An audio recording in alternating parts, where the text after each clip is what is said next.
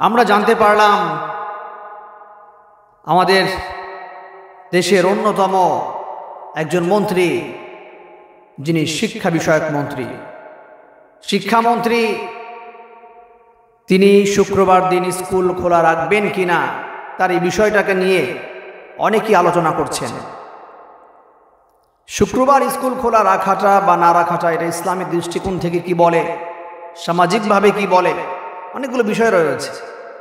তো এই মন্ত্রী মহোদয় যেটা বলেছেন যে প্রয়োজনে শুক্রবারও খোলা রাখা যেতে পারে, আমি মন্ত্রী মহোদয়ের দৃষ্টি আকর্ষণ করছি।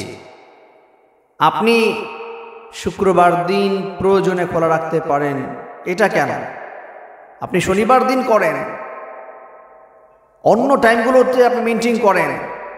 শুক্রবার দিন মুসলমানদের জন্য একটি বিশেষ দিন। শুক্রবার দিনটিকে বলা হয় সাইয়্যিদুল ইয়াউম, সাইয়্যিদুল আইয়াম, আপনার দিন সমূহের সরদার। শুক্রবার দিনকে বলা হয় জুমার দিন, ইয়াউমুল জুমআ। এই দিনে অনেক ফজিলতপূর্ণ আমল রয়েছে, ইবাদত রয়েছে। এই দিনে বাচ্চারা তারা মসজিদে গমন করে, ছোট বড় সকলে একযোগে একসাথে ঈদের সালাতের যেরকম আমরা দেখি ভিড় জমায়, ঠিক জুমার দিনেও সকল ছোট বড় আবাল বৃদ্ধা বনিতা সকল মানুষ, সকল পুরুষ সেখানে ভিড় জমায়। এই দিনটাতেও যদি আপনারা স্কুল খোলা রাখেন, তাহলে তো আমাদের বাচ্চাদের জন্য এমনিতেই দিন শেখার যে একটা আগ্রহ প্রচেষ্টা, সেটা এখন অনেক স্কুলই নেই। এখন যদি শুক্রবার দিনটাকেও আপনারা বন্ধ করে দেন, স্কুল চালু রেখে যদি এই দিনটাকেও বন্ধ করে দেন, তাহলে ওরা শিখবে কি? নামাজের প্রতি আগ্রহ বাড়াতে হবে। আজকের এই সমাজ, এই অধঃপতনের কারণ কি?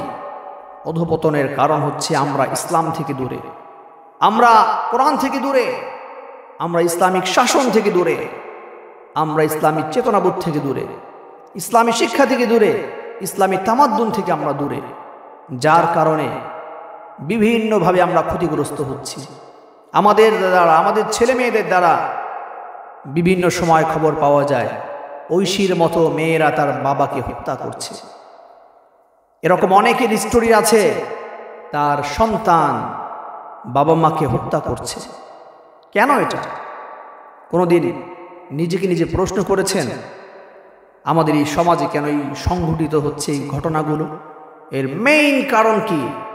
এর মূল কারণ হচ্ছে আমরা আমাদের বাচ্চাদেরকে কোরআনের শিক্ষা থেকে দূরে রেখেছি, ইসলামিক চেতনা বোধ থেকে দূরে রেখেছি।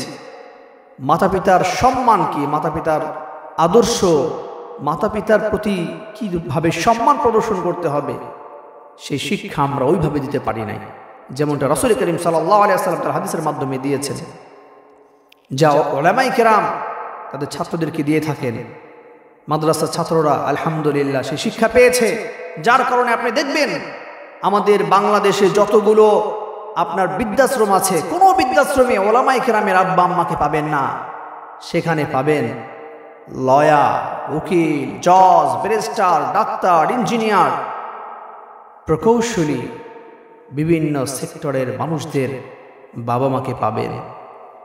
London, Europe, America, Japan, Russia, Bhutan, মালদ্বীপ, মালয়েশিয়া, এই সমস্ত কান্ট্রিতে বাচ্চাদেরকে পাঠিয়েছে, পড়াশোনা করিয়েছে, যোগ্য বানিয়েছে।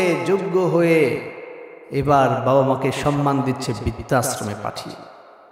এটা কখনোই কাম্য নয়, কখনোই শুভনীয় নয়।